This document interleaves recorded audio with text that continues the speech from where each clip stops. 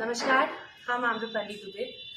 और जैसे रउआ सब लोग के पता चलल होखी कि हम यहाँ अयोध्या में शूटिंग करत तनी और शूटिंग के दौरान हमरा कमरा में चोरी भइल रहे।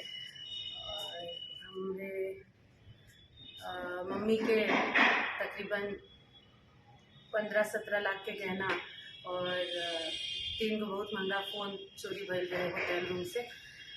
तो ये बात के जानकारी हमके सवेरे 9 बजे मिलल और 9 बजे ही हम कंप्लेन कैली।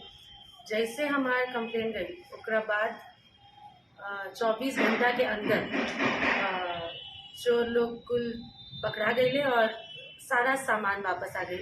तो एकरा खातिर हम प्रशासन के, पुलिस के, सभी लोग के ढेर सारा धन्यवाद और थैंक यू बोले के चाहता नहीं, काहे कि हमके पता रहे कि इंसाफ मिली, पर इतना जल्दी मिली ये अंदाजा ना रहे। और आज हमके बहुत ज़्यादा गर्व बा कि हम उत्तर प्रदेश के निवासी हैं और हमनी के मुख्यमंत्री माननीय योगी आदित्यनाथ महाराज जी के शासन में और हमनी के राज्य के प्रशासन में इतना बढ़िया काम हो रहा बा। आज हमके बहुत ज़्यादा गर्व बा, बहुत ज़्यादा खुशी बा और हर केहू जे मदद कैले बा उस सबके थैंक यू सो मच।